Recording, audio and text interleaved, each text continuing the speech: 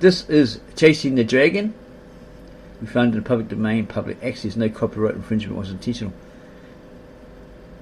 40 years ago, Into the Dragon hits open the door for action flicks, but behind the scenes, the movie that made Bruce Lee a superstar was nearly derailed by clashes, both cultural and physical.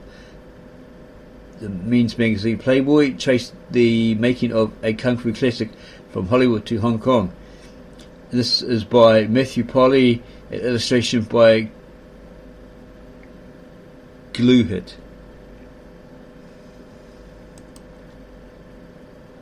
In August 1973, two teams of Chinese lion dancers paraded down Hollywood Boulevard toward Grauman's Chinese Theatre for the premiere of Into the Dragon. The raucous crowd, which had begun to form the night before, wrapped around the block.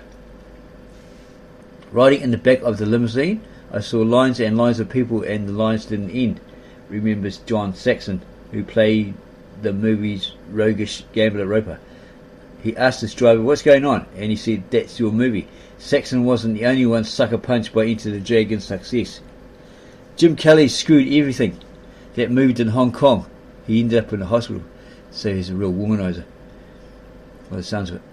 Despite the film being initially labelled as low budget and ultra violent, a Chinese kung fu action flick with American production values, its explosive popularity launched in the West a new genre that continues to thrive, as evidenced by The Matrix, Crouching Tiger, Hidden Dragon, Kill Bill, and The Man with the Iron Fist, among other films.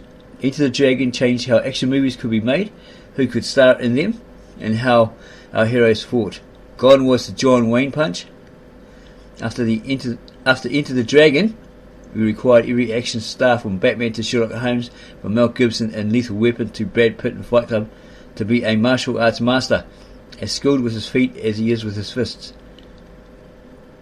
Even New York critics, who wrung their hands at Into the Dragon's violence, sensed the film's power. The New York Times declared, "The picture is expertly made and well meshed. It moves like lightning and brims with colour. It is also the most savagely masculine fantasy. But I have to admit that deep down in the most shadowy recesses of my subconscious, the fantasy struck a responsive chord." Into the Dragon struck a responsive chord across the globe.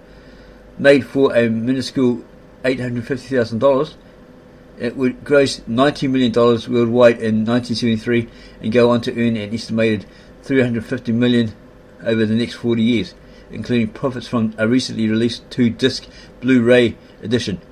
Producer Fred Weintraub likes to joke that the movie was so profitable the studio even had to pay him. Screenwriter Michael Allin recalls, Warner's lawyer sent him a letter saying the picture will be well into profit, and here's the phrase I love, by anybody's formula. The picture made so much money that they could not sweep it under the rug. The rug had too big a bulge. For all the principles involved in making the movie, however, it's over murderous and numbing hand hacker. Not a gun in it you'll ever see. Okay, we repeat that. For all the principles involved in making the movie, however, its overwhelming critical and commercial success was bittersweet, because the person most crucial to its triumph was absent.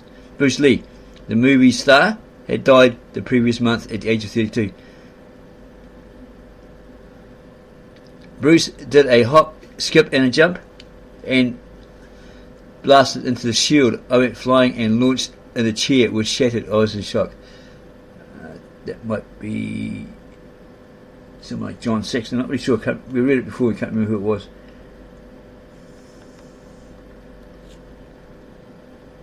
When Bruce Lee chats with Bolo Young, or Yangzi,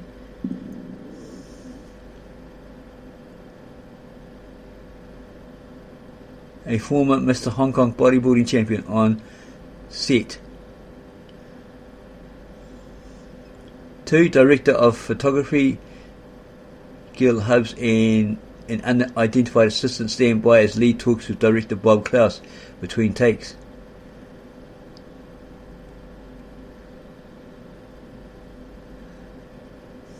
and so forth.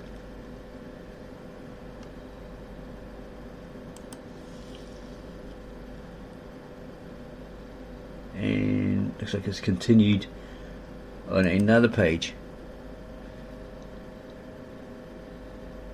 So just jump to that.